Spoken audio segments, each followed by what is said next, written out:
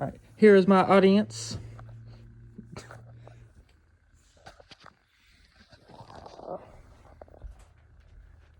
As Plato once said, music is a more potent instrument than any other form of education. So why is it one of the first things that we cut from schools?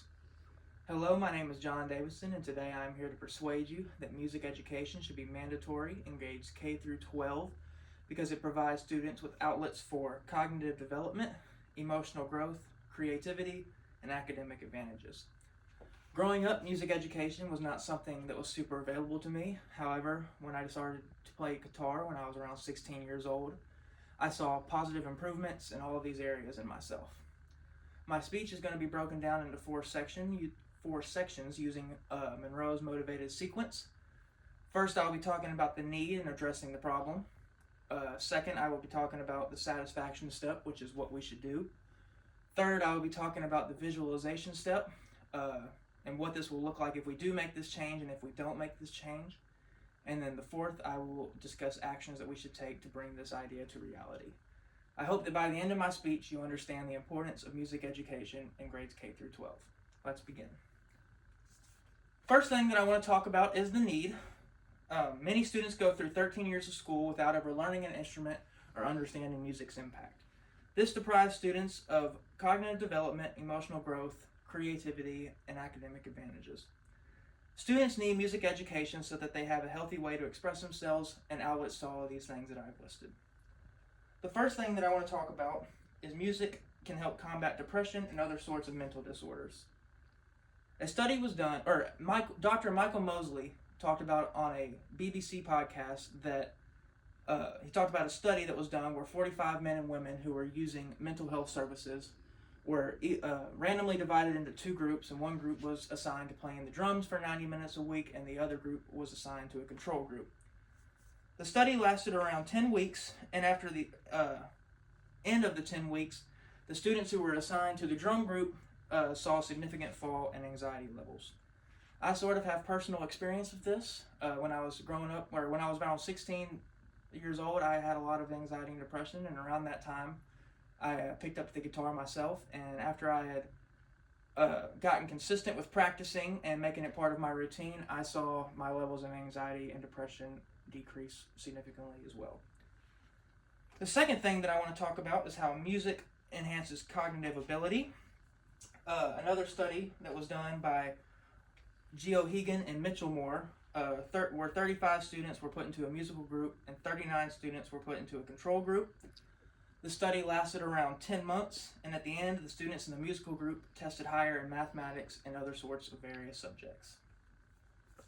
Another study was done by Hurwitz in 1975 that was mentioned in the article Movement-Based Music in the Classroom, where first grade students received daily music lessons for 7 months under the Kudelay curriculum, and they academically outperformed the students who were not receiving the lessons. And a similar study to that I found in the International Journal of Curriculum and Instruction. A similar study was done in Germany. However, these students showed more improvement in verbal memory. Laura W. states in a scientific report called The Effects of Playing Music on Mental Health Outcomes that there's numerous reviews of how the effects of music innervation, both active, meaning playing music, or active listening or just being in a musical setting, which goes to show that even if you have no interest in playing music, it's positively beneficial to be in a musical setting. Then according to a USC study from USC Today, they found that students who started music education before age 8 were more hopeful about the future. And they also found that younger students who received musical training scored higher in a key measure of positive youth development. So now that we've addressed the problem, what should we do? Well, make music education available or mandatory in grades K through 12. And how we could go about this would be elementary school students could take classes based on rhythm, melody, and basic instruments. Middle school students could have the option of choosing between band, choir, orchestra, or ensemble. And high school students could take performance classes, or if not interested in performance, they could take music theory classes, songwriting classes, or anything that the school has the sources to provide. The good news is is that schools already have music teachers, instruments in classrooms. What we're missing is priority and consistency.